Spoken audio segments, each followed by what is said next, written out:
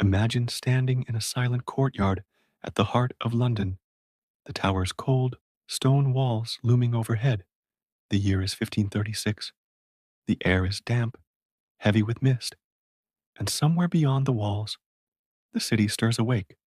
But inside, all eyes are fixed on a scaffold, lower than most, built not for a common criminal, but for a queen. For the first time in English history, a crowned queen will meet her end not by fire, not by an axe, but by the swift edge of a foreign sword.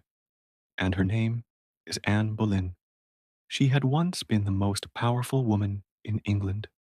For her, King Henry VIII had defied the Pope, torn England from the Catholic Church, and risked the fury of Europe.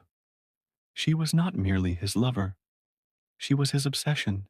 She had risen higher than any woman dared dream, and now she was about to fall harder than anyone could imagine. The question that hung heavy in the damp London air was this: how had the queen who once commanded a king's devotion come to kneel at the block? Anne's final morning began in the Tower of London, in a small, dimly lit room she had called her prison for the past 17 days. She was just 35 years old. Dawn crept in through the narrow windows, pale and gray. Outside, 1,000 silent watchers gathered, waiting for history. Inside, Anne rose with a composure that startled even her enemies. She dressed with care, draping herself in a cloak of gray lined with fur, serious and solemn. Beneath it, crimson fabric glowed faintly, chosen not for fashion, but for symbolism: blood, sacrifice, courage. As her ladies prepared her, Anne touched her throat with a kind of dark humor and said quietly, "I have a little neck." Those words, chilling in their irony, spread among witnesses, a reminder that even in the shadow of death, she would not surrender her wit or her pride. But to understand this moment, we must step back. Anne Boleyn's story did not begin with her crown, nor did it end with Henry's fading passion. She had been born into ambition, daughter of Thomas Boleyn, a rising diplomat, and Elizabeth Howard, a woman from one of England's greatest families. From a young age, Anne moved through the glittering courts of Europe, learning languages, music, and the art of charm. When she returned to England, she was striking, but not in the way Tudor England valued. Her dark hair, olive-toned skin, and piercing black eyes were different from the pale beauty prized by nobles. Yet Anne possessed something far rarer: intelligence, confidence, and a presence that turned heads wherever she walked. When King Henry VIII first noticed her, he already had a queen, Catherine of Aragon. Their marriage, though decades old, had failed to provide him a son. Catherine was aging, and Henry's desperation for a male heir gnawed at him daily. Anne was young, clever, and unlike any woman he had ever known. When he sought to make her his mistress, she refused with a boldness that shocked him. Her sister, Mary Boleyn, had already taken that path, and Anne would not. "If you want my body," she reportedly said, "you must give me a crown." It was a demand so audacious it might have cost her everything, but instead it drew Henry deeper. For 7 years he pursued her, waging not only a courtship, but a war against the Catholic Church itself. When the Pope denied his request to annul his marriage, Henry severed England's ties to Rome, founding the Church of England and crowning himself its head. For love, he changed the religion of an entire kingdom. In January 1533, he secretly married Anne. By June, she was crowned queen, but Henry's passion soon turned to frustration. In September of that same year, Anne gave birth. not to the son he longed for, but to a daughter, Elizabeth. Though disappointed, Henry hoped more children would follow. But the years brought only tragedy, miscarriages, whispers of bad omens, and mounting political enemies chipped away at Anne's once unshakable power. Her sharp tongue, once so alluring, now grated on the king's patience. At court, rivals circled like vultures. And then came January 1536. Anne miscarried again, this time a boy. Some said the shock of Henry's jousting accident, the day he nearly died, caused her grief and stress to overwhelm her. For Henry, it was the breaking point. His obsession curdled into disdain. And when Thomas Cromwell, his trusted adviser, turned against her, the Queen's fate was sealed. Cromwell whispered rumors of adultery, incest, and treason.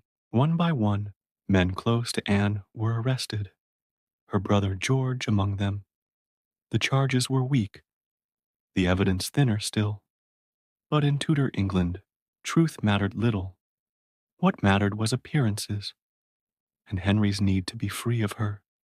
Anne's trial was a carefully staged performance, its verdict decided before the first witness spoke. Guilty. Her sentence, death by beheading, not by fire, the fate of many accused traitors, but by the sword, a so-called mercy. Henry sent for a skilled French swordsman, known for swift executions. Anne's enemies expected her to break, to beg, to crumble, but she did not. Now, as the gray London morning wore on, Anne prepared to walk the last path of her life. Outside, drums began to echo. The crowd shifted uneasily. The Queen was coming, and yet, in her final hours, Anne's voice carried not fear, but dignity. She prayed, she forgave, she even gifted small tokens to her faithful ladies. She asked only one thing, to be remembered, not as a traitor, but as a woman who had once been queen, who had dared to rise higher than anyone believed she could. But what awaited her on the scaffold was unlike anything England had ever seen. A queen kneeling before a foreign sword, a hush that would hold its breath until the moment the blade fell. And in that silence, history itself would tremble. The crowd gathered in uneasy quiet as Anne Boleyn was led toward the scaffold. Around 1,000 souls had assembled, fewer than expected, as though many feared to witness what was about to happen. The air was thick, heavy, as if London itself mourned. Men removed their hats in respect. Women clutched rosaries. Even those who had once despised Anne could not help but feel the weight of the moment. She walked calmly, her head held high, her cloak brushing the wooden boards as she ascended the steps. She was still regal, still every inch a queen, and yet the crown she once wore had been stripped from her. In its place, she carried only the dignity of her bearing, the courage in her eyes. Standing on the scaffold, she was given the chance to speak. The crowd hushed to silence, every word hanging in the cold morning air. Anne did not use her final moments to curse Henry, nor to plead for her innocence. Instead, she offered words of forgiveness. Good Christian people, she said, her voice steady, I am come hither to die according to the law, and by the law I am judged to die. I pray God save the king and send him long to reign over you, for never prince had a more gentle nor more loving subject than I have been.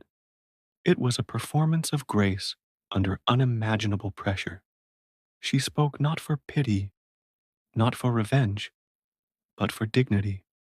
Even as she declared her loyalty to the man who had condemned her, she gave the world a final glimpse of the woman she had always been, bold, poised, unbroken. She knelt upon the straw. Her headdress was removed, her long dark hair falling loose for the last time. One of her ladies stepped forward, hands trembling, to tie the blindfold over her eyes. Anne reached up once to adjust it herself, then folded her hands in prayer. She knelt straight, her neck long, her back unbowed. The French swordsman, dressed in black, approached silently. Unlike England's heavy axe, his blade was slender, sharp, designed for precision. He whispered to his assistant to fetch the sword, a ruse to distract the queen. Instinctively, Anne turned her head ever so slightly, and in that instant, the blade fell. One swift strike. No scream, no struggle, only silence. The queen who had once shaken England to its core now lay lifeless on the scaffold, her body placed in a simple arrow chest, unmarked, unhonored, hurried away. No coffin, no grand ceremony. The woman who had once been crowned amid trumpets and gold was buried quietly in the chapel of St. Peter ad Vincula. Beneath the cold stone of the tower, she had once walked as queen. If you have been gripped by Anne Boleyn's story, I invite you now to subscribe. This channel is dedicated to uncovering the darkest, most haunting chapters of history, stories of power, betrayal, and sacrifice that still echo across centuries.